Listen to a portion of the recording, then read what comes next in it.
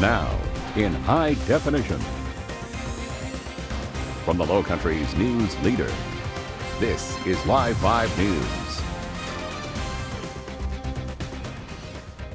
Using technology to help save lives. Coming up, I'll tell you how texting in your emergency to 911 will soon be possible all across the Lowcountry. And the race for president is likely to heat up again today with a big announcement expected from Senator Rand Paul. The Blue Devils are the national champions of 2015. And Duke takes the crown. The celebrations following the team's win over Wisconsin for the National College Basketball title. But first, we want to head all the way across our Live 5 studios, all decked out in Duke blue today, to check in with meteorologist Justin Locke. Hey, good morning, guys. Following campaign 2016, Senator Rand Paul is expected to announce his presidential campaign today. The Republican from Kentucky released a video on social media Sunday highlighting his political rise over the last 2 years. It calls him a, quote, different kind of Republican leader. Paul is the son of former Texas Congressman Ron Paul, who ran for president 3 times. Now, with this election, we've been hearing lots of names, but not a lot of official announcement. Kyle's got to look at who is likely to get into the race for the White House. Yeah, we expect a lot of names will start rolling out over the coming weeks. And of course, check out this graphic from the New York Times. It kind of breaks it all down for you with the ones that are in, the probablys, and, well, the not runnings as well. We've got Rand Paul in now. That makes 2 for the Republicans who have officially announced once Paul does it later today. Senator Ted Cruz also made his candidacy official earlier. But analysts are anticipating that this field will get crowded. Take a look at this on the Republican side alone. And there are a lot of heavy hitters that political experts are predicting. Big names like Jeb Bush, of course, Wisconsin Governor Scott Walker among those, Chris Christie, also seeing Marco Rubio, who's been tweeting a lot about throwing his hat into the ring. We've also got Rick Perry, who was just here yesterday, did not make it official, but hinted at it. The only Republican to announce he is definitely not running, that's former nominee Mitt Romney. Now, no Democrat has officially announced yet, so we've got a blank top line over here.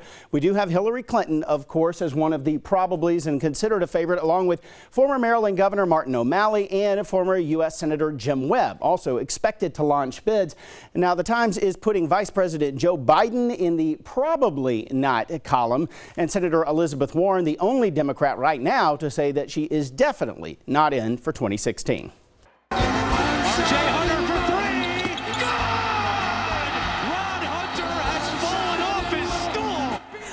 Well, if you caught the celebration following Duke's big win, you probably saw the famous One Shining Moment montage roll. But for all the tournament glory it captures every year, there are plenty of not so shining moments too. So many that it inspired a Wall Street Journal article that was all over Twitter last night after the highlight reel played. And check this out. Reporters looked at every montage over the last 10 years, and they include some 85 moments of players doing anything but shining. Now, they're broken down by category. 21% of the less than happy shots show players with their heads down. Another 14% show players consoling some sad teammates. A little more than 10% show an injured or bloody player. So how's that for one shining moment? Now let's go over to Kyle, who has some other social media highlights from the big game last night.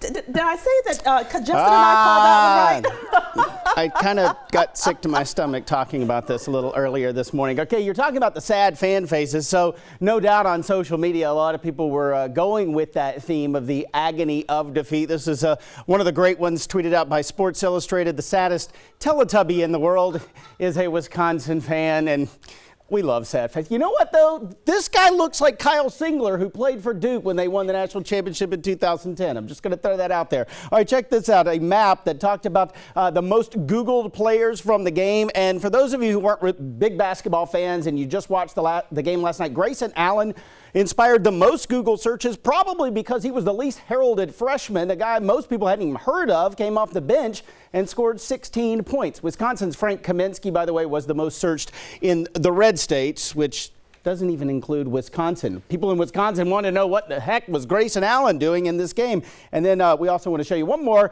The announced attendance at Lucas Oil Stadium, 71,149 fans, somehow all sitting in there to watch a basketball game. That's actually about 200 more than the national championship that was played in 2010 in the same stadium. Ann?